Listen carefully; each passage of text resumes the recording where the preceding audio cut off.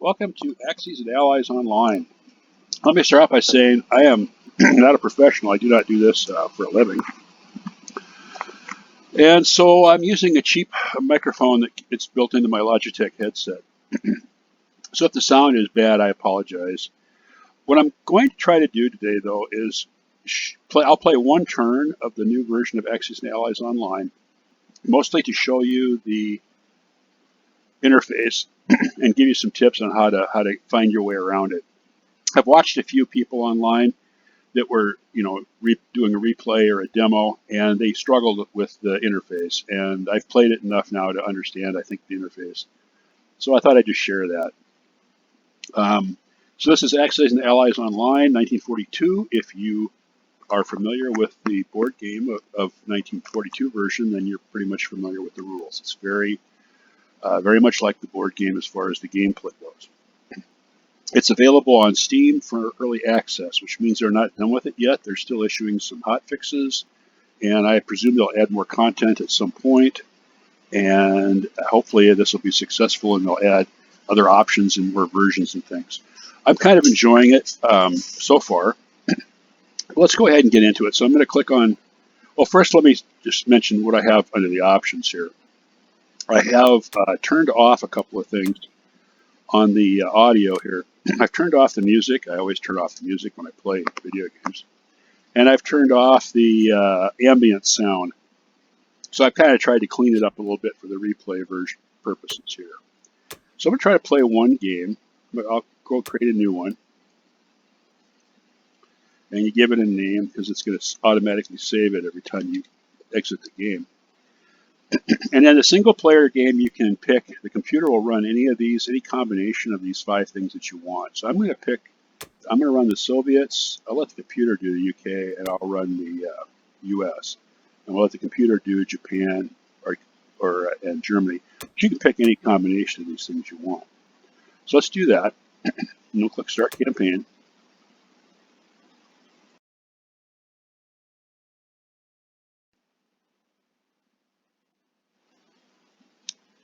And the turn order is, I presume, somewhere identical to the board game. So you've got, Russia, Germany, the UK, Japan, and the US play every round in that order.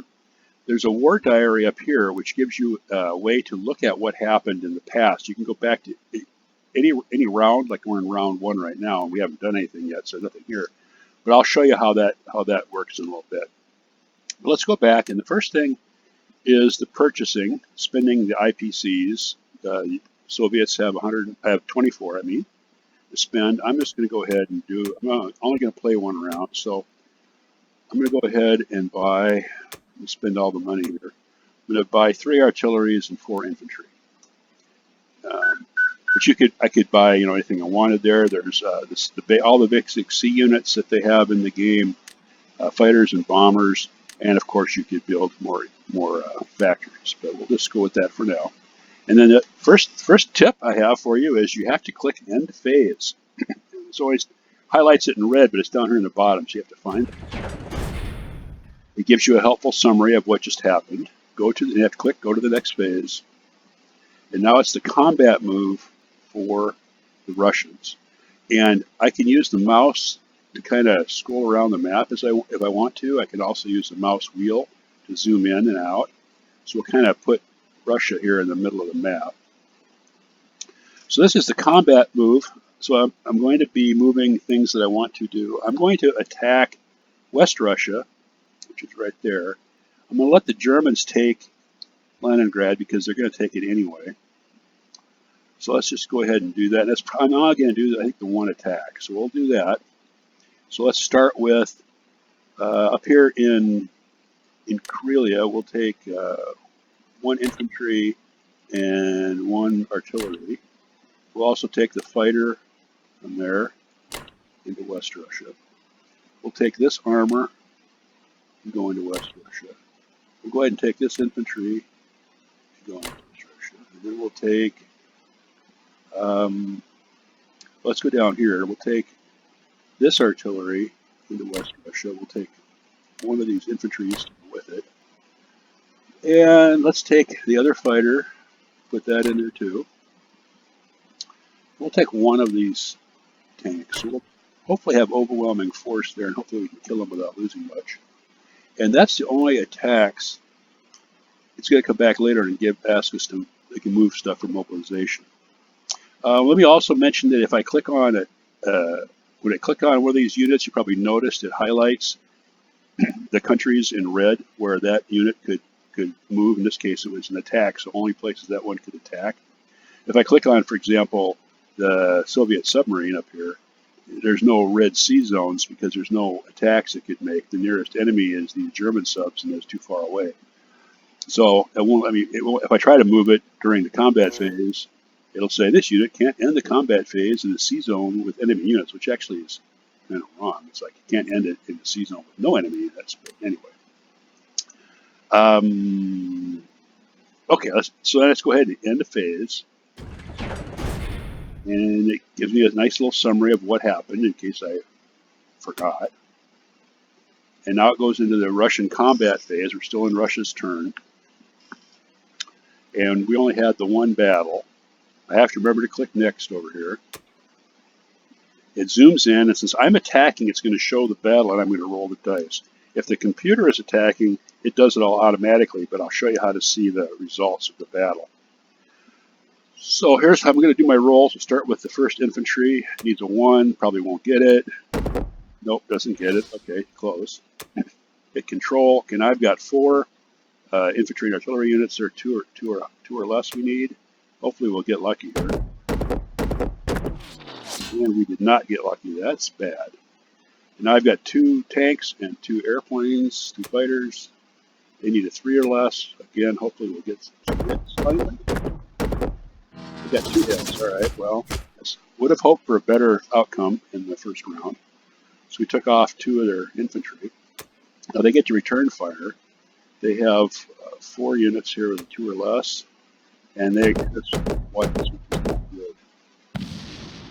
So now I have to tell it which units to take off. So I'm going to pick the only infantry that's by itself, and I'll pick this infantry, one of these guys, also. Hit accept. And when I hit accept here, the battle round is over. And now I have. Oh no, it's not over. They have a tank too. Okay, let's do that next. And their tank got lucky to get a hit. Things are not going well for the Russians. Now when I hit accept, what's going to happen is it's going to give me the option to retreat if I wanted to. But let's go ahead and press the attack. And we'll start off with our, hopefully we'll get lucky here. We got 1. Okay. And then we've got 4 rolls of 3 or less. Yeah, that really sucked. So, oh man, this is not going well. This is going to be a short game, but I'm only going to show the first round anyway. So, okay, and luckily they missed there.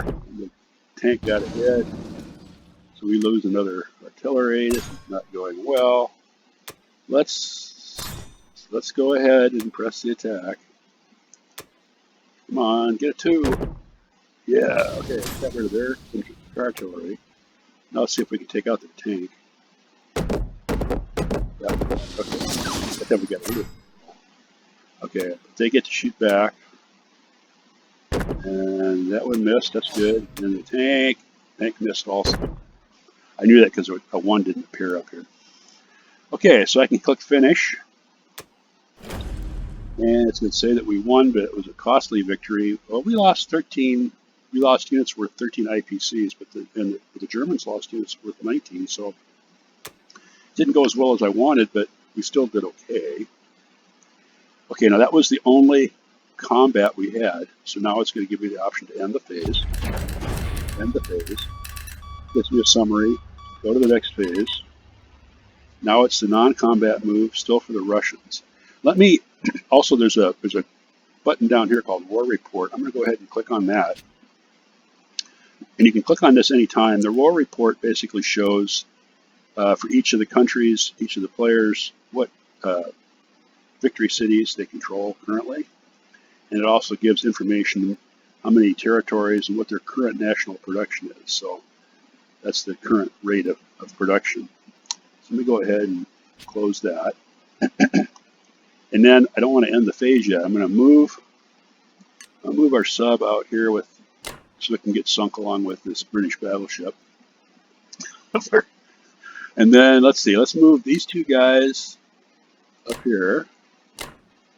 We'll move this one down here. We're going to leave some people here just to keep the Japanese honest for a time. Okay. Now maybe you'll notice here in West Russia, the fighter unit is blinking. And what that means is it's telling me that that unit needs to land someplace. And so if I click on it, again, it's going to be helpful. And it's going to show in blue all the places it could possibly reach. So I'm going to take one of them back to whatever that is, Stalingrad, whatever. And I'll take one to Russia. So when you click on a stack of units, it'll move them one at a time. And you can do that. You can go click back, click, click, click, click, click, and move it that way. Or you can sometimes just double click the location and just keep going that way. So it kind of takes some getting used to minimize all the clicking you're doing. I'm going to move this infantry up. Move this infantry up. We'll leave a couple of infantry there in Leningrad to give the Germans something to kill. And that's it. So we'll hit end phase. And now it's going to be the Russian mobilization phase. And I'm going to go ahead now. When I click, the Russians have 3 factories, but I'm not going to build anything in Leningrad, so we'll build it just in these 2 factories. So when I click on an infantry, again, it's going to highlight blue the places it could go. I'm going to put 1 infantry, and then I'll go ahead and just do this one at a time. 1 artillery, and then go back and do another infantry and another artillery. That gives me the option of attacking, joining my infantry and artillery together so they can actually attack in case the Germans leave Ukraine here open. Now when I click on this next infantry, you'll notice that this section is no longer blue, and that's because I've maximized out this factory. So I'm going to put these guys that are left in Moscow and hit end turn and go to the next phase. And now it's going to go to the German phase. I'm going to get 26 IPC next turn. It's going to go to the German phase, but I can click over here on the war diary. I click on Germany, and it also is going to show me, where German units are moving. So they're going to wipe out the British fleet there. They're going to try to recapture West Russia. They're going to take Leningrad, of course, which I more or less left for them. That's their combat move. I can also see what they purchased. So they purchased 5 infantry and 5 artillery. And when the combat is finished, it's going on right now, and I can't really see it. So the Germans won the sea battle. I can see that. And right now they're attacking West Russia. And it looks like it's going to come close. It's down to the last. Oh! They took it. They left it. They won with one tank. So over here you can see the territories that changed. West Russia and Karelia they captured. And if I want to, I can click here. And it's going to give me a summary of an outcome of each battle. So they bombed London and damaged 1 IPC. They took Karelia. They destroyed 3 infantry that we had up there, and they only lost 1 infantry. Sea Zone 7, they destroyed a battleship and transport in our submarine, and they lost 2 submarines. That wasn't horrible. And then in West Russia, which was the big battle, they destroyed stuff we had there, which was an artillery and 2 tanks, and it cost them 2 artillery, 2 infantry, and 1 artillery. Yeah, no, so I know the rules of the game. I'm not an expert on the strategy, and I'll just point out at this point here too. I'm not trying to, make the best possible moves. I'm just trying to more or less show you the interface. So what's going on right now is the British, the UK are playing, and that's telling me that we're moving on to the next person. So I can go and look at what happened. It can keep playing in the background, and I'll just look at what happened here. So the British took the Solomon Islands and they took Borneo from Japan.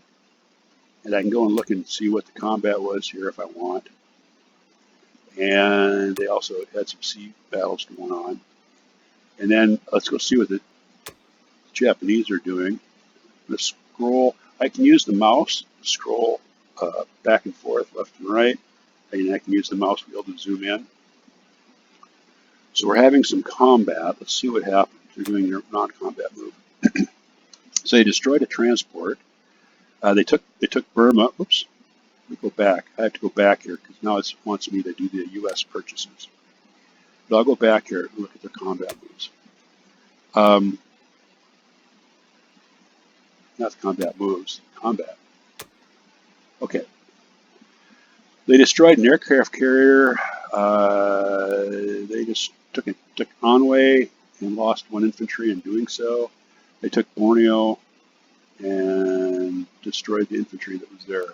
So they captured 3 areas. Okay. Now we'll go to the U.S. It's the U.S. Purchase mode, and I'm in the war diary right here. So to get back to where I want to be, I need to click on this little factory guy here. So here's the purchase order for the U.S. And I'm not going to play this game out, but we'll just go ahead, and I would probably almost always build a destroyer for the Americans. They start with 2 transports in the Atlantic and 1 in the Pacific. I'll probably buy another transport at some point, but I think what I'm going to do is buy some fighters. One way to get into the battle quickly as the Americans is to buy air units because they can relocate a little faster. And we've got 14 IPCs left, so let's just go ahead and spend it. We'll buy a tank and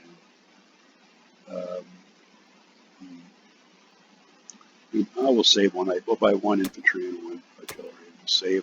We'll save 1 IPC for next time. So hit enter. Okay, and now it's the combat move for the Americans. So let's go ahead and I'll show you an amphibious attack. So we're gonna first I'm going to click on a transport, and it's in blue showing me where this transport could go. And I remember this is a combat phase, so if it moves these places, it has to attack. So let's put some units on it. We'll put 1 infantry and 1 artillery on it.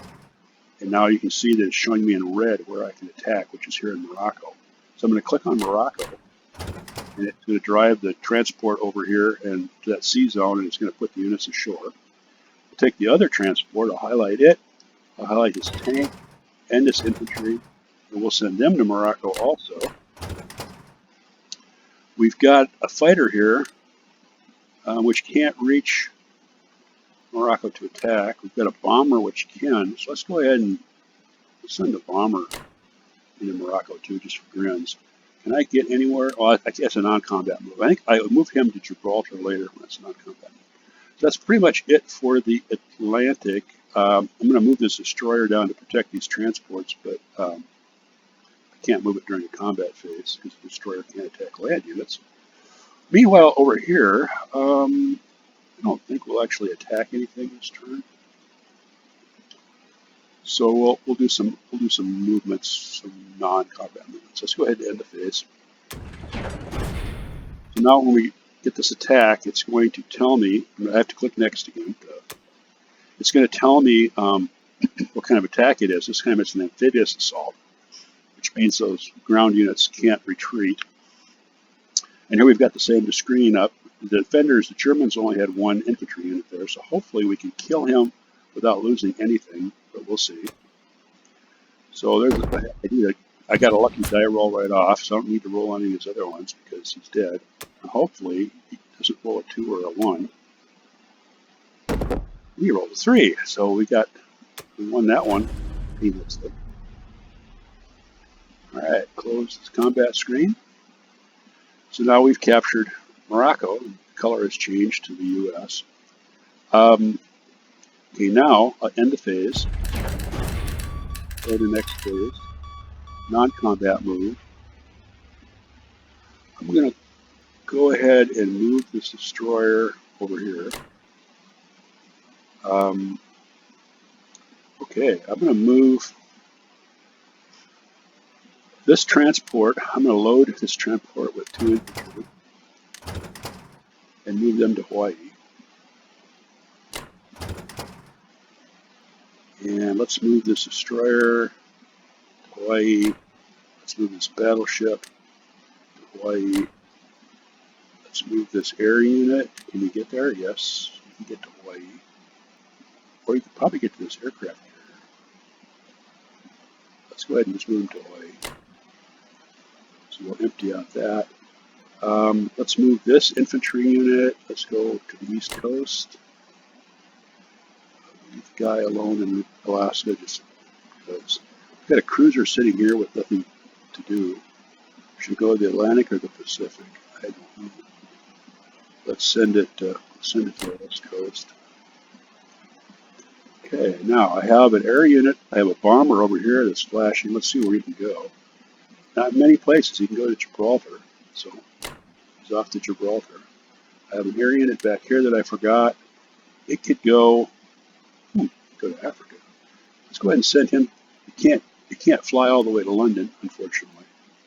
So let's go ahead and fly him to Gibraltar also. Now, let's go over and look at what's going on over here.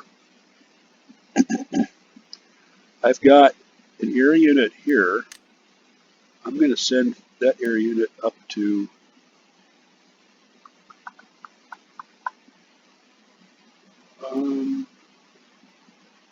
one of these Russian locations. Let's go ahead and send it to Moscow, yes. Okay, I've got a couple of, Japan's going to just take this. So let's just relocate. Leave my ally out here to dry, but let's go ahead and build our army up there. And that's pretty much all we've got over here in China. China can't really do too much. I guess I could run away. I'm going to put one infantry in here just to keep the Japanese from walking in unopposed. They have to actually attack it to take it. Okay, and I'm going to end this phase. And so the last step in our round, excuse me, in the mobilization phase for the Americans, I'm going to put one destroyer on the East Coast to deal with help deal with the German submarines. Got two bombers. The U.S. only has two factories, one on each coast. I should say fighters. Let's put one fighter in each location. Okay, I'm going to have to build more transports at some point. This transport's going to have to come back, but it'll come back next turn. So let's go ahead. Let's just go ahead and put all the land units here for now on the East Coast. We can start building up in Africa or think about attacking somewhere in Western Europe at some point. We'll go ahead and hit the end turn. Go to the next phase. And now we finished round one, and it tells you what the victory conditions are, and the U.S. is going to have 43 IPC next turn. I'm going to close this. So now we're in the purchase order, but let me just show you before I end here. I can go back in the war diary. I can go back to any round I want in the past. Round one, round two, round three, as it goes on. I can go back here if I wanted to see, what did the Japanese do in the combat on their turn, and where did they mobilize? I can look all that stuff up. It's all up here in the diary, which is real nice.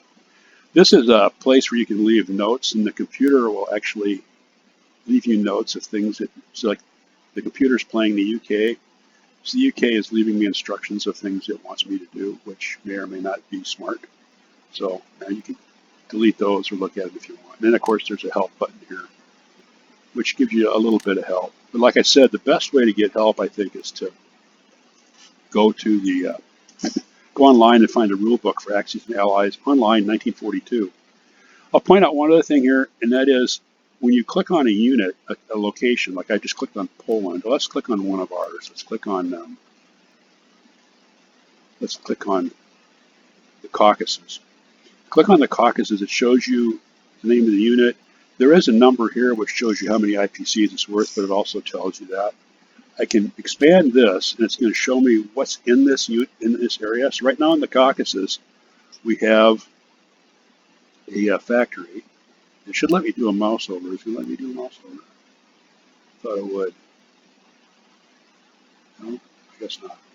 It's showing me, there's a British infantry, a British fighter, Russian tank, etc. I thought, what, can I do a mouse over here? Maybe it's because of the, I can create a map. No, with a right click. That's interesting. Maybe it's because I'm in the Persian. Oh no, there it goes. So there, it gives you a little pop-up. It's not, it's not doing it for the factory though. Oh well. You can see, you know, you can, if you get, like there's a U.S. fighter, so I go it, it's the Russian's turn, but it shows that I've got a U.S. fighter in Moscow. So you can kind of see where stuff is. Does a pretty good job of doing that. One other thing I should mention in the battle, when you start getting these big stacks of units, and you're doing an attack with like, you know, more than 6 things rolling at once, it has a little indicator. Like if you roll 2 3s, it'll show one dice with a 3 on it, and it'll underneath it it'll show 2 to show that there was 2 3s. Some people get confused by that when you see that in the battle. But I'm going to go ahead and end it at this point. So if I hit escape, it brings up this menu here, and if I say return to main menu, it's going to save it. And so if I click on single player now, here it is. I can jump right back in the game again. So they've done a pretty, in my opinion, they've done a pretty good job. There's a couple of little things that need to be improved, I think, in the interface, the clicking and stuff. I haven't run into too many bugs yet. I've maybe run 1 or 2 things that I couldn't figure out why it was doing it, but mostly it's in pretty good shape. And hopefully they'll add more things to it in the future. And I have not tried to play online. I've just played in the single player mode, me against the computer. So I'm going to go ahead and end it here. If y'all like this, if it turns out okay, maybe I'll do more of these in the future. If I do, if the sound is crud, then maybe I'll have to buy a new microphone if I was going to do that. But well, let's end it here. So I hope you enjoyed it.